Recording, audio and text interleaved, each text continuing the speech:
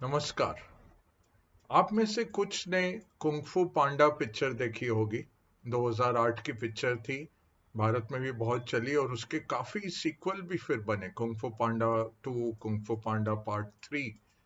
अब कुंग फू पांडा कौन है?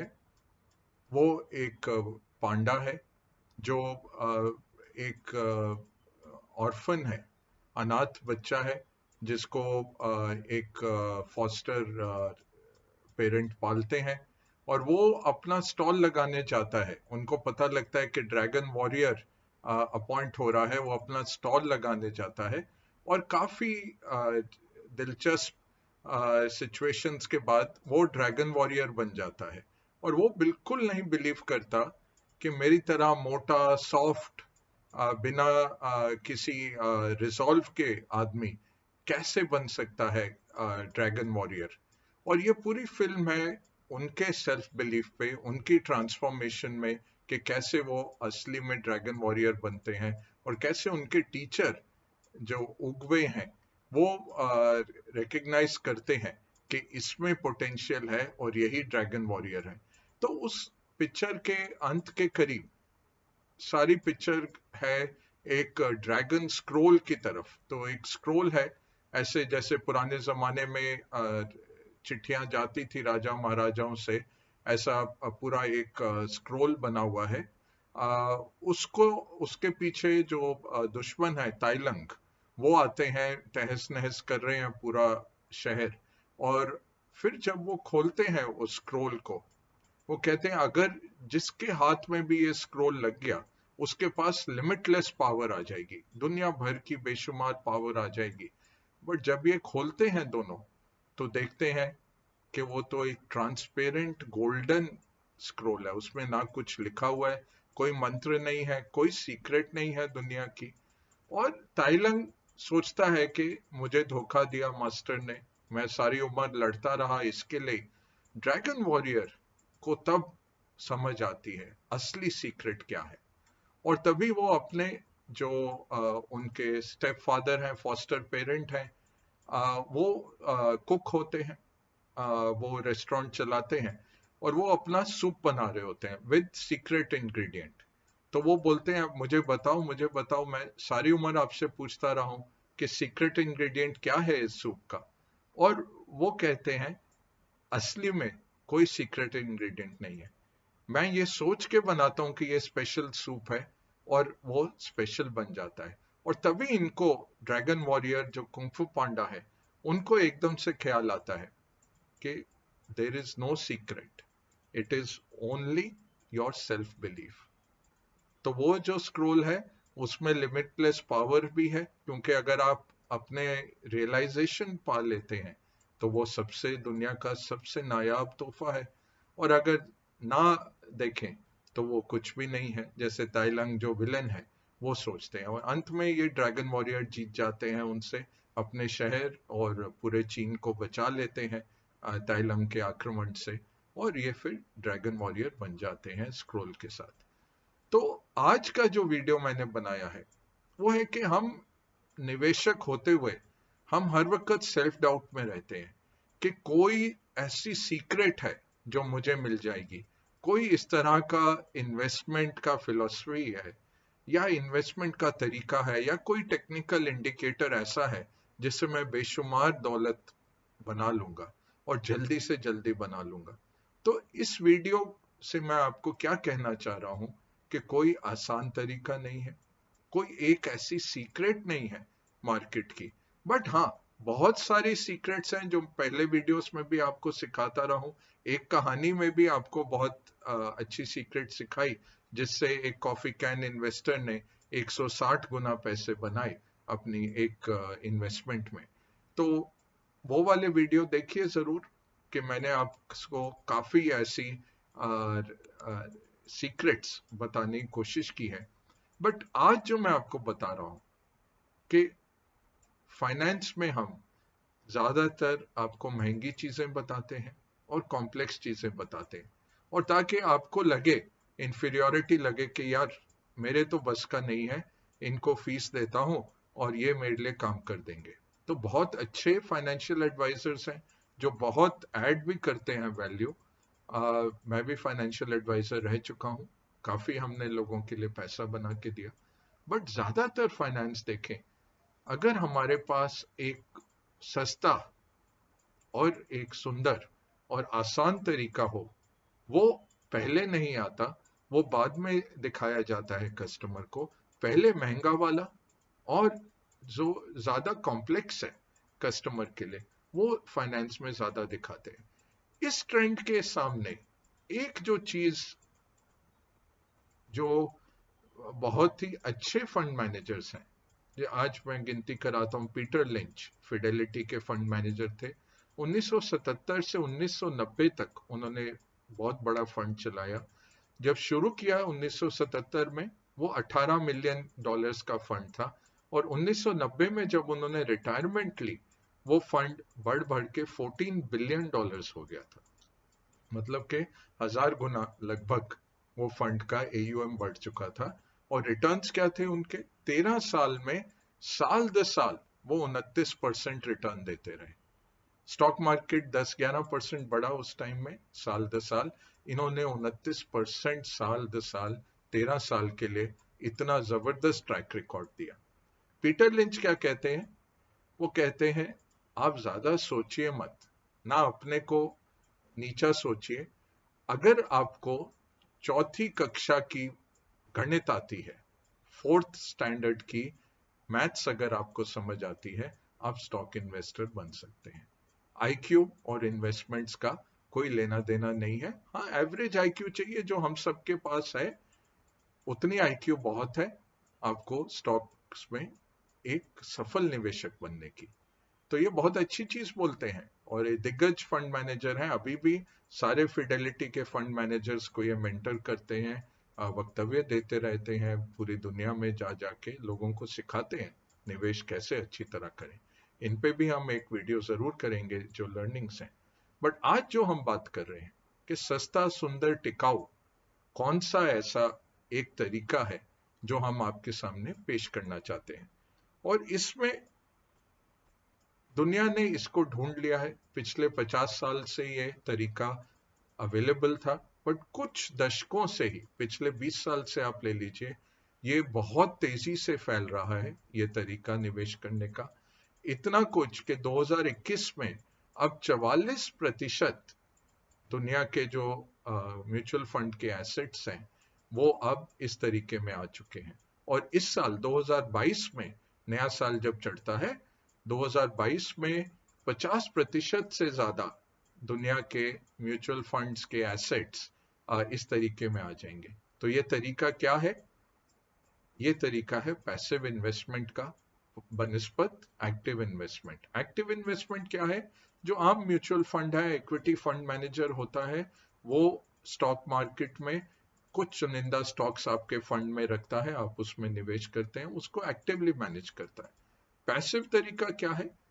पूरे इंडेक्स में आप इंडेक्स का एक बास्केट खरीदते हैं, जैसे निफ्टी 50 हो गया, BSE सेंसेक्स हो गया, तो 30 उसके स्टॉक, BSE 100 हो गया तो 100 चुनिंदा स्टॉक जो BSE 100 के हैं। निफ्टी मिड कैप हो गया तो मिड कैप में जो स्टॉक्स हैं निफ्टी के, वो उस इंडेक्स में रहेंगे। अब इंडेक्स म्यूचुअल फंड भी हो सकता है या ETF हो सकता है। ETF क्या है?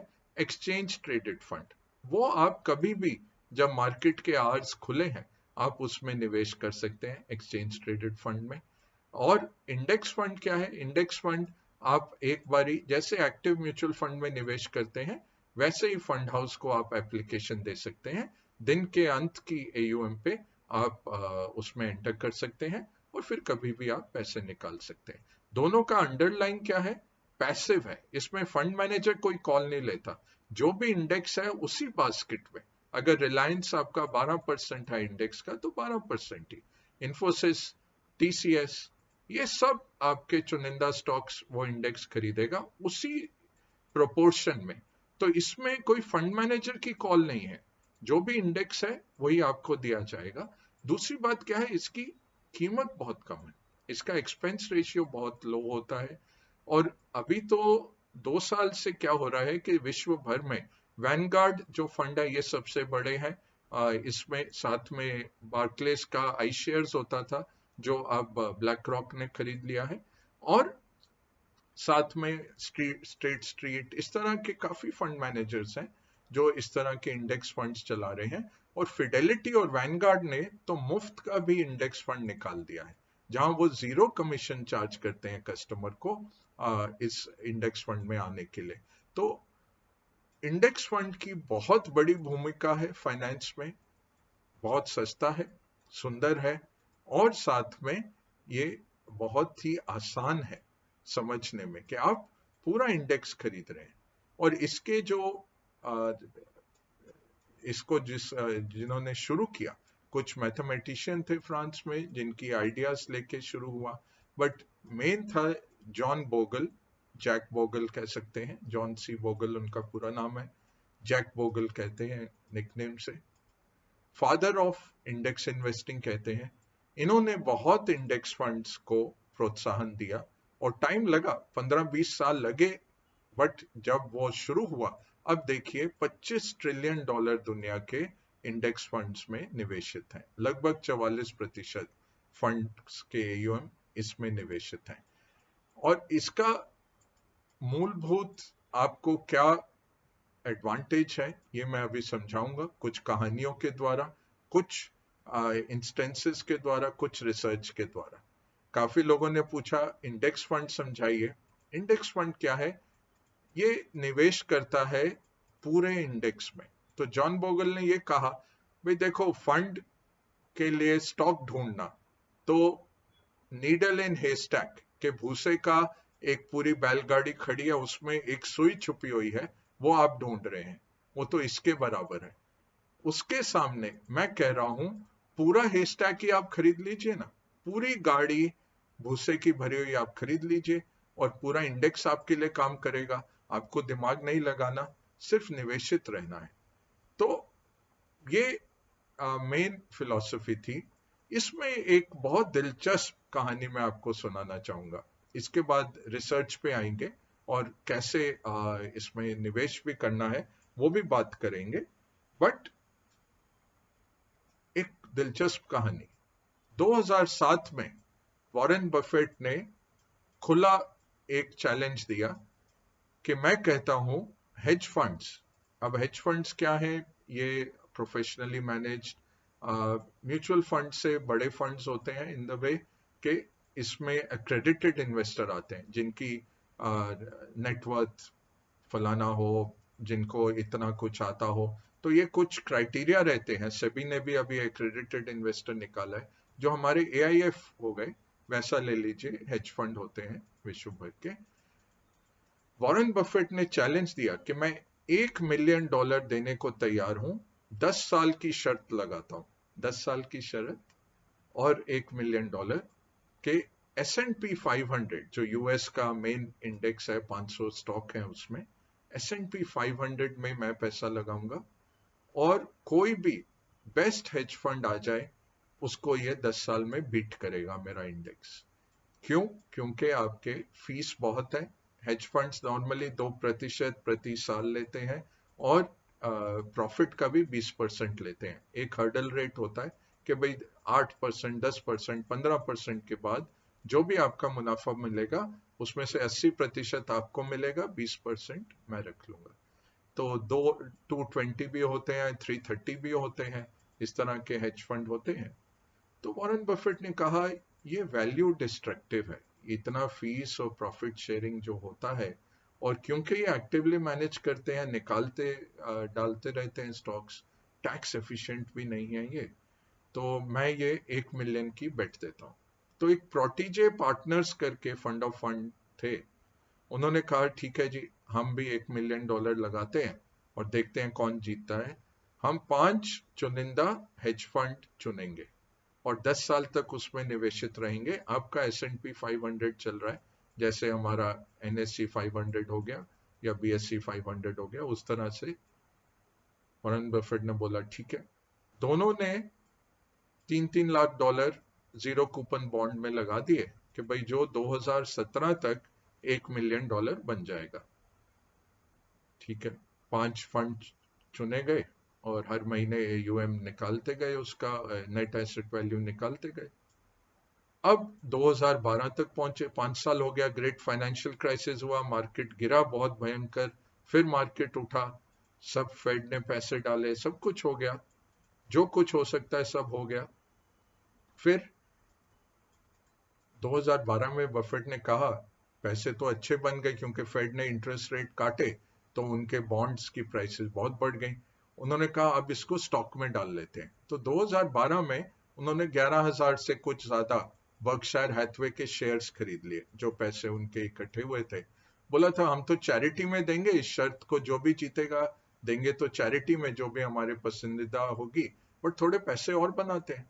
2012 में इन्होंने बर्कशायर हैथवे के शेयर्स में पैसा डाल दिया, जो शर्त का पैसा था।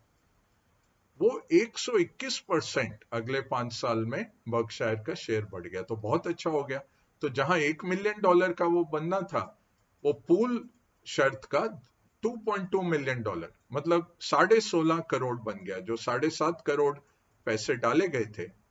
जस्ट सोचने के लिए मैं बोल रहा हूँ, रुपया तो उस टाइम तो कम था, 40 रुपए पे था, बट जस्ट आज सोचने के लिए आपको बता रहा हूँ कि 7.5 करोड़ आपने डाले, 10 साल में 16.5 करोड़ बन गए थे, बहुत खुश थे वो, भाई चलो किसी हम NGO को, किसी चैरिटी को ये 16.5 करोड़ देंगे। बट जीता कौन? आप सोचिए, हेज फंड, जो सबसे ब्रिलियंट माइंड है, बड़े बड़े कंप्यूटर लगे हुए हैं, PhDs लगे हुए हैं, रोज खरीद बिकवाली कर रहे हैं, वो बोरो भी कर सकते हैं मार्केट में, कुछ भी वो उनको अलाउड है, फ्रीडम। और सामने आपका इंडेक्स है जो चलता जा रहा है कछुए की तरह, दिन प्रतिदिन बढ़ता जा रहा है, बढ़ता जा रहा है। जो हेज फंड्स थे 5, उन्होंने सालाना 2.2 2.2% रिटर्न दिया, CAGR, कंपाउंडेड एनुअली, 10 साल में, 2007 से 2017 तक हेज फंड्स ने 2.2% रिटर्न दिया। S&P 500, बिल्कुल आप ठीक सोच रहे हैं, S&P 500 ने भारी भरकम इसको पिटाई की। S&P 500 का रिटर्न था 7.1% पर एनम, 7.1% पर एनम। उसके सामने हेज फंड्स, जो 5 चुनिंदा फंड चुने गए थे 2007 में, उन्होंने 2.2% दिया।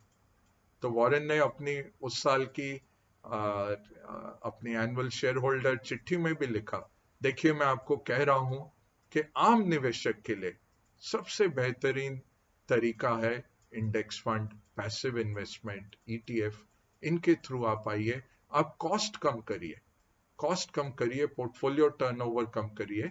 हाँ जरूर कुछ ऐसे एक्टिव मैनेजर्स हैं जो बहुत अच्छा करेंगे, बट उनको चुनना बहुत मुश्किल है। और इसी में जॉन बोगल की भी रिसर्च निकली, S&P की रिसर्च उन्होंने पकड़ाई कि भाई 1 साल में तो ठीक है, ज्यादातर फंड परफॉर्म करते हैं इंडेक्स के साथ ही, जैसे जैसे अवधि बढ़ती जाती है, यहां तक कि 10 साल तक आप पहुंच जाइए, तो लगभग 80% फंड इंडेक्स से अंडर परफॉर्म करते हैं। और सबसे बड़ा कारण यही है कि उनकी जो 1.5-2% की सालाना फीस है, वो आपके रिटर्न्स काटती रहती है। तो ये भी डेटा दिया जॉन बोगल 2019 में पास अवे किए।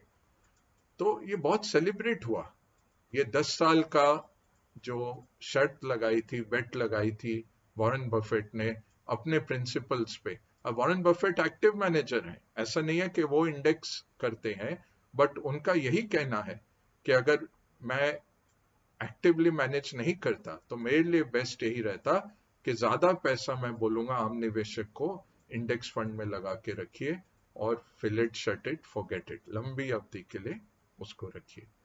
तो ये कहानी वॉरेन बफेट की। इसके बाद रिसर्च आई, एरिजोना स्टेट यूनिवर्सिटी US में हेंड्रिक बेसेमबाइंडर करके प्रोफेसर हैं, उन्होंने 26,000 कंपनियों की रिसर्च की अमेरिका में, 1926 से 2016 तक रिटर्न्स उन्होंने देखे 26,000 कंपनियों की। 26,000 कंपनियों ने $32 ट्रिलियन का शेयर होल्डर रिटर्न दिया, और ये बिना डिविडेंड के था, 2-2.5% डिविडेंड भी साल का मिलता है, तो डिविडेंड के साथ तो बहुत जबरदस्त रिटर्न है। तो ये 70 सालों में, ये सॉरी 90 सालों में, 1926 से 2016 तक उन्होंने जो निकाला डेटा, $32 ट्रिलियन कंपनियों ने दिया। मजे की क्या बात थी, केवल 36 कंपनियां थी जो 1926 में थी मार्केट में, जो अभी भी सरवाइव करी। आम कंपनी 7 साल रहती, आम कंपनी 7 साल उसमें उसी ढंग से रहती, मर्जर हो जाता, बैंक्रप्सी हो जाती, कुछ हो जाता इस तरह। इसमें इन्होंने रिटर्न्स देखने शुरू किए तो बिल्कुल हैरान हो गए, क्योंकि 52% कंपनियां तो एक महीने के ट्रेजरी बॉन्ड से भी कम रिटर्न दे रहे थे। और फिर इन्होंने देखा कि आधे रिटर्न $16 ट्रिलियन तो केवल 86 कंपनियां 26,000 में से, 86 तो कुछ भी नहीं, 0.1% भी नहीं हुआ, 86 कंपनियों ने $16 ट्रिलियन का पॉजिटिव रिटर्न दिया, और 1000 कंपनियां ऐसी थी जिन्होंने $32 ट्रिलियन का रिटर्न दिया। तो 26,000 में से 1000 कंपनियां ऐसी थी 90 साल की अवधि में, कुछ 10 साल, 20 साल, 30 साल रही थी, 1000 कंपनियों ने पूरा रिटर्न दिया। अब उन्होंने इसके आगे रिसर्च की है, पूरे ग्लोबल मार्केट्स में, भारत का भी किया है, वो कभी और दूंगा आपको वो रिसर्च के आंकड़े, भारत की भी रिसर्च है। बट क्या मजे की बात क्या आई, अगर आप ये 36 कंपनियां देखें, ये रोजमर्रा की आपकी कंपनियां हैं, फार्मा कंपनी है, कंज्यूमर स्टेपल्स है, आपकी तेल उत्पादक कंपनियां हैं, आपकी इंजीनियरिंग कंपनियां हैं, आपकी ऑटोमोबाइल कंपनियां हैं, और बड़ी बड़ी ब्रांड्स हैं। तो बहुत आसान है ये चुनना आपके लिए, अगर आपको पता हो कि ये। बट क्या 1926, 1950, 1990 आप क्या ये चुन पाते? बहुत मुश्किल है। तो बेसिम बाइंडर ने क्या कहा, मैं तो रिसर्च दे रहा हूं ना, मैं इंडेक्सिंग के लिए बोल रहा हूं ना, मैं एक्टिव के अगेंस्ट बोल रहा हूं, आपको जो निष्कर्ष निकालना है आप निकालिए, मेरी तो ये रिसर्च है। और उसके बाद उन्होंने और रिसर्च दी, तो 4% कंपनियां आपको सारे मार्केट का रिटर्न दे रही थी। अब एक्टिव फंड मैनेजर के लिए चैलेंज क्या है कि ये 4% कंपनियों में पैसा डाला जाए, बहुत मुश्किल है। 26,000 में से 1000 कंपनियां आपने सक्सेसिवली चुनी, तभी आप आउट परफॉर्म कर पाएंगे इंडेक्स को, नहीं तो इंडेक्स आपसे बाजी ले जाएगा। तो ये एक बहुत अच्छा सोच है, इस रिसर्च से मैं आपको बताना चाहूंगा। आप प्रोफेशनल स्पोर्ट्स देखिए, कोई प्रोफेशनल एथलीट देखिए, क्रिकेट हमारी नस नस में है, क्रिकेट सोचते हैं। अब गली क्रिकेट हम सब खेलते हैं, तो करोड़ों गली क्रिकेट खेल के बड़े हुए, उसमें से कुछ लाख स्कूल टीम में आते हैं, कुछ हजार कॉलेज टीम में आएंगे, कुछ 100 रणजी ट्रॉफी खेल पाएंगे, स्टेट लेवल खेल पाएंगे। आईपीएल देखें, अब 10 टीमें होने वाली आईपीएल में, 25 भी ले लीजिए खिलाड़ी, 250 खिलाड़ी, करोड़ों से चुन चुन चुन चुन के पूरा पिरामिड बना के आप 250 खिलाड़ी तक पहुंचे। फिर भारत के लिए खेलने आइए, कितने खिलाड़ी हो जाएंगे? 16, 18, 20 एट अ टाइम, जो कि टीम में होंगे, चुनने लायक होंगे। तो कहने की क्या है, प्रोबेबिलिटी आपकी घटती जाती है। प्रोफेशनल एथलीट्स का बहुत अच्छा एग्जाम्पल है, ऐसे ही प्रोफेशनल इन्वेस्टर्स हैं। तो आपको खुद प्रोफेशनल इन्वेस्टर बनना इतना आसान नहीं है, आपको सफल इन्वेस्टर, सफल निवेशक बनना बहुत आसान है। और वो 250 जो आईपीएल खेल रहे हैं, या 31 जो टेस्ट के लेवल के प्लेयर्स हैं हमारी टीम के, उनमें से एक जनरेशन में एक कपिल देव या गावस्कर बनते हैं, एक जनरेशन में एक धोनी आता है, एक बहुत जिंदगी में पहली बार कोई तेंदुलकर आता है, एक जनरेशन में कोई विराट कोहली आता है। आप सोचिए, करोड़ों बच्चे खेले क्रिकेट, हजारों कॉलेज लेवल तक पहुंचे, 1001 रणजी ट्रॉफी में पहुंच गए, 250 आईपीएल पहुंचे, 30 से 50 आपकी टेस्ट टीम के लायक हुए। उसमें एक धोनी, उसमें एक विराट निकल के आता है।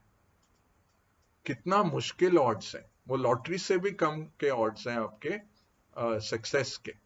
इसलिए माँ बाप कहते हैं बच्चों को पढ़ाई कर लो। हमारे टाइम तो बिल्कुल भी अलाउड ही नहीं होता था, भाई शाम को कोचिंग जाना है या वीकेंड्स को पढ़ाई करो, पढ़ोगे नहीं। और आप देखिए अनिल कुंबले इंजीनियर, श्रीनाथ, राहुल द्राविड़, उस जनरेशन तक आपको कुछ ना कुछ और साथ में हाथ में रखना चाहिए, नहीं तभी आप आगे बढ़ पाएंगे। क्रिकेट नहीं चला तो अब तो खैर आईपीएल हो गया, तो 17-18 साल के किसी छोटे शहर से भी आ जाते हैं लड़के और बहुत उनकी तकदीर बन जाती है, क्योंकि पैसा बहुत आ गया गेम में। बट कितने सक्सेसफुल हो पाते हैं आईपीएल में ही आप सोचिए, कितने प्लेयर्स आए और आपको नाम भी नहीं याद होंगे जो अभी रिटायर हो गए, बट एक आध सीजन चले, 2 सीजन चले। यही आपको इन्वेस्टमेंट में देखना है। तो आज का जो मेरा लेसन है, आज की जो सीख है, मैंने आपको जैक बोगल की कहानी सुनाई, पीटर लिंच का बोला कि चौथी क्लास का गणित है तो स्टॉक मार्केट आप कर सकते हैं, कोई डर नहीं है। वॉरेन बफेट की शर्त बताई, 7.5 करोड़ की, $1 मिलियन की शर्त उन्होंने लगाई और वो जीते।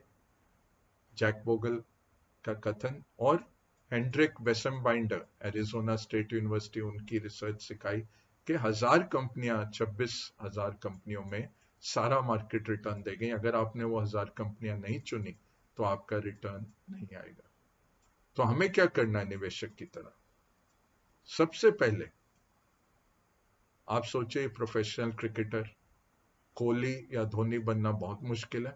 अगर आप में है वो लियाकत और उतनी मेहनत कर सकते हैं, जरूर करिए।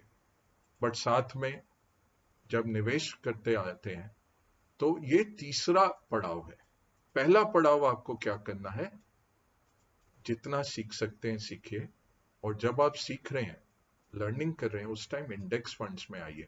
ईटीएफ या इंडेक्स फंड दोनों एक ही है। ईटीएफ लिस्टेड है स्टॉक मार्केट में, आप ब्रोकर के थ्रू खरीद सकते हैं। इंडेक्स फंड म्यूचुअल फंड के थ्रू आप उनकी साइट में जाके या अपने सलाहकार को बोल के, फाइनेंशियल एडवाइजर को बोल के खरीद सकते हैं। ज्यादातर आपका पोर्टफोलियो इंडेक्स फंड में रखिए, ये आपको इंडेक्स फंड की रिटर्न देगा। वॉरेन बफेट ने ये बताया, 10 साल में अपना पैसा लगा के दिखाया कि उसने हेज फंड को बीट किया। फिर चुनिंदा म्यूचुअल फंड चुनिए जो अच्छे एडवाइजर्स हैं। पीटर लिंच ने वॉरेन बफेट के खिलाफ बोला भी, बोला मैं बहुत आपकी प्रशंसा करता हूं, बहुत आपको मानता हूं, बट ऐसे म्यूचुअल फंड मैनेजर हैं जो कंसिस्टेंटली इंडेक्स फंड को आउट परफॉर्म करते हैं, तो आप ऐसा मत करिए कि सबको इंडेक्स फंड में ही डालिए। बट वो हो नहीं रहा है आज के दिन में।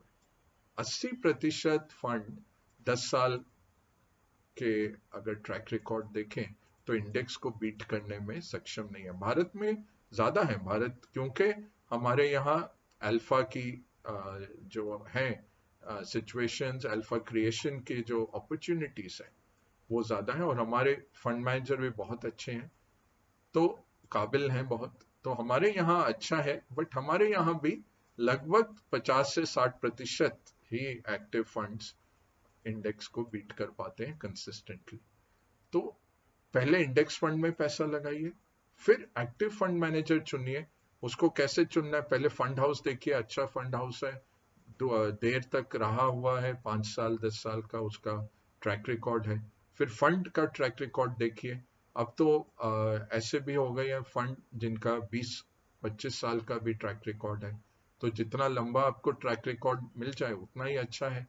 तीसरा, उसका एयूएम कितना है, कितना पैसा मैनेज कर रहे हैं। बहुत ज्यादा भी खराब है, अब 20-25 हजार के फंड है जो रिटर्न नहीं दे पाते, क्योंकि वो फंड मैनेजर कैसे रिटर्न देगा इतने बड़े एयूएम, तो वो हिडन इंडेक्स बन जाता है, छुपा हुआ इंडेक्स फंड बन जाता है। वो मार्केट के लगभग ऊपर नीचे कुछ परसेंट ऊपर नीचे अंडरवेट ओवरवेट चलता है, बट ज्यादातर मार्केट के करीब ही होता है। तो बहुत बड़ा भी ना हो फंड, बहुत छोटा भी ना हो। फंड मैनेजर की क्या रेपुटेशन है, क्या एक्सपेंस रेशियो है, और फिर अपने फाइनेंशियल एडवाइजर से पूछिए, या बहुत सारी साइट्स आ गई हैं अब जो रैंकिंग देती हैं, क्रिसिल की रैंकिंग, इकरा की ranking, morning star, money control, value research, ये सब रैंकिंग देते हैं फंड्स की। तो 5 सितारे का फंड, 5 स्टार फंड अच्छा है, और कितना वो रिस्क ले रहा है। तो कुछ रेशियोज होते हैं, कभी और बात करेंगे उसकी, बट शार्प रेशियो है जैसे, जिससे पता लग जाता है कि 1 रुपया बनाने के लिए इन्होंने रिस्क कितना लिया। तो कुछ फंड हो सकते हैं जो बहुत बड़ा रिस्क लेके छोटी अवधि में अच्छे रिटर्न दे दें, बट वो फिर ऊपर नीचे बहुत होते हैं, वो आपको संभालना मुश्किल हो सकता है, और कई बारी एक्सीडेंट हो जाते हैं। जब वो ये पहले बहुत होता था 1990 के दशक में, 2000 के दशक में, अब कम हुआ है क्योंकि सेबी ने बहुत टाइट कर लिया है सारे मैकेनिज्म। तो बट ऐसे भी फंड थे जो 1 रुपया 2 रुपए हो गए, और फिर फंड हाउस क्या करते हैं, उनको मर्ज कर देते हैं कि वो ट्रैक रिकॉर्ड ही ना रहे कि हमने इस तरह से लोगों के पैसे गवाए थे। तो वो हम उसको कहते हैं सर्वाइवरशिप बायस, कि बुरी परफॉर्मेंस वाला बचता ही नहीं है, तो आपको कभी दिखेगा ही नहीं वो फंड किसी भी एनालिसिस में। तो ये कभी बायसेस पे ही बात करेंगे, तो बात करेंगे। तो इस तरह से एक्टिव कर सकते हैं। और तीसरा पड़ाव जो मैंने कहा, जब आप कोहली धोनी इनकी टक्कर के सहवाग बन सकते हैं, तब सीधा उतरिए, स्टॉक मार्केट में भी जरूर उतरिए। उसमें मुझे तो वो कॉफी कैन वाला जो आपको एग्जाम्पल दिया मैंने कि 10 चुनिंदा शेयर 10 साल के लिए रखिए, सबसे बेहतरीन कैश फ्लो वाले, और सबसे इंपॉर्टेंट मेरे लिए जो क्राइटेरिया है, देखिए cash flow, business model, comparative advantage, ये सब काफी कंपनियों में आ जाता है। बट काफी कंपनियां अच्छी हैं, but management minority share holder का ख्याल नहीं रखते। वो अपनी कंपनियों को लोन देके राइट ऑफ करवा लेते हैं, पैसा चुराते हैं कंपनियों से। वो कंपनी ज्यादा देर टिकेगी नहीं, कुछ साल चल जाएगी बात, बट वो कंपनियां डूब जाएंगी। मुझे याद है जब फंड चलाता था, अपने फंड मैनेजर्स के साथ जा रहा था, हम इकोनॉमी में बैठे होते थे, नारायण मूर्ति साहब बैठे हुए साथ, और हमने देखा एक मैनेजमेंट जो अभी बैंकरप्ट हो चुका है, और बहुत बैंक्स को उन्होंने चूना लगाया, वो बिजनेस क्लास में ट्रैवल कर रहे हैं, चाहे उनके रिजल्ट्स बड़े खराब थे। और मेरा फंड मैनेजर बोला, सर देखिए, हमारे पैसे लेके हमने इनमें निवेश किया और हम फंसे हुए हैं, और ये देखिए बिजनेस क्लास, और ये देखिए नारायण मूर्ति साहब इकोनॉमी क्लास में बैठे हैं चुपचाप। ये, और देखिए कहाँ नारायण मूर्ति साहब हैं, कहाँ वो लोग हैं, उनका नाम मैं लेना नहीं चाहता, बट ये हालत हो जाती है।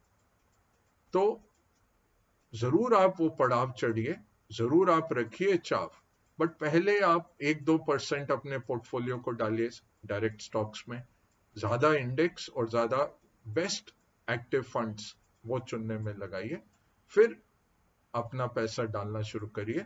और जिस तरह से आपकी काबिलियत बढ़ती है, कॉम्पिटेंस बढ़ती है स्टॉक पिकिंग की, हौसला आता है, धीरे धीरे फिर वो बढ़ाते जाइए, और जरूर आप एक बहुत अच्छे निवेशक बनेंगे। चौथी क्लास का मैथ्स है, फिर मैं बोल रहा हूं, चौथी क्लास का मैथ्स है, इसको हम पेचीदा बना देते हैं, कॉम्प्लेक्स बना देते हैं। जैसे जैसे आपका एक्सपीरियंस बढ़ेगा, आप और ही और अच्छे हो जाएंगे। तो आज हमने क्या सीखा, देयर इज नो सीक्रेट, अपना बिलीफ है, अपने में हौसला रखिए, अपनी लियाकत बढ़ाइए, अपनी काबिलियत बढ़ाइए, परपेचुअल लर्निंग करिए, पढ़ते रहिए, सुनते रहिए, सोचिए जरूर, लिखिए कि ये क्या हो रहा है, ये क्यों हो रहा है, पैटर्न्स देखिए। उस दिन मैं बैठा था, एक मेरी भतीजी कुछ पेपर लेके आई और वो दिखा रही थी, तो मैंने 5 चीजें उसकी खामियां निकाल दी। तो उसने बोला कि मामू आपने कैसे ये ढूंढ लिया।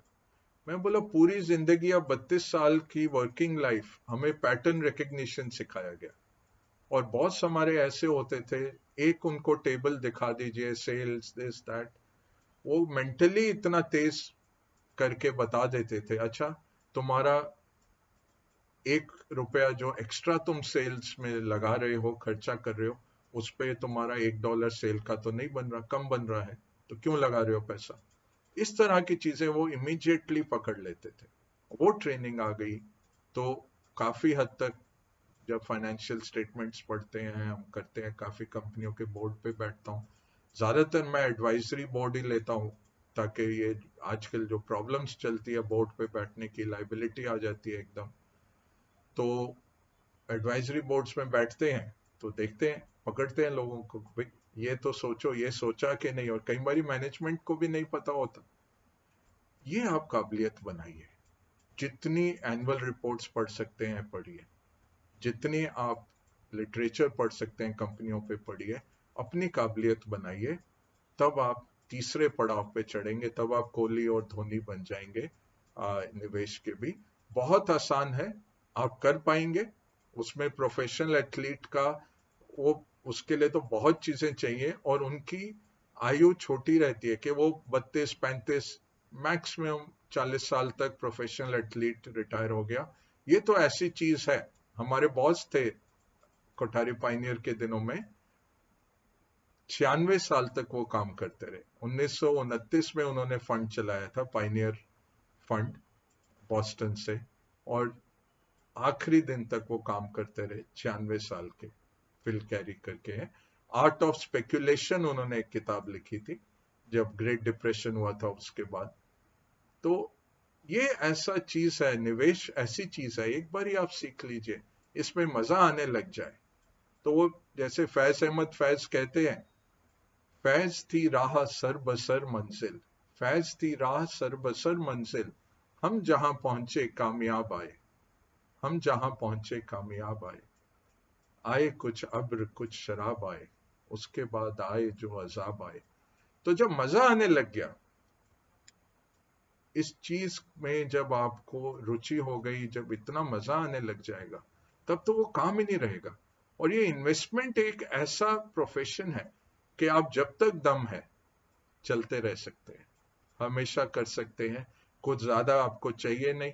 और आजकल तो ये कंप्यूटर इंटरनेट के साथ इतना आसान हो गया, ट्रांसपेरेंसी इतनी आ गई है, सिर्फ लिमिटेशन हमारे सोचने का है। तो कुंग-फू पांडा बन के ही ना रहिए, ड्रैगन वॉरियर बनिए, और यही सोचिए कि there is no secret, secret self belief है, अपने में बुलंदी, खुद ही को कर बुलंद इतना कि हर तकदीर से पहले खुदा बंदे से पूछे कि बता तेरी रजा क्या है। खुद ही में हौसला रखना है, खुद ही की काबिलियत बढ़ानी है, तब आप देखेंगे कुछ भी मुश्किल नहीं है। बट लोगों के जोखिम में मत आइए, और गेट रिच क्विक की कोशिश मत करिए, वहां पे मुश्किल आ जाती है। गेट रिच स्लोली करिए, वही वॉरेन बफेट कहते हैं, वही मैं कहना चाहूंगा। बहुत बहुत शुभकामनाएं। वीडियो अच्छा लगा तो लाइक करिए, और हो सके तो सब्सक्राइब करिए, ताकि ज्यादा से ज्यादा लोगों तक ये नॉलेज पहुंच सके। बहुत मेहनत के बाद मैं ये सब किस्से कहानियां आपके लिए लेके आता हूं, जरूर आगे पहुंचाइए। सुनने के लिए बहुत बहुत धन्यवाद। मेरी यही उम्मीद है कि आपको इससे कुछ बेनिफिट मिलेगा, आपको कुछ प्रोग्रेस दिखेगा। ड्रैगन वॉरियर बनिए, बिल्कुल सफल निवेशक बनिए। ऑल द वेरी बेस्ट, बहुत बहुत शुभकामनाएं।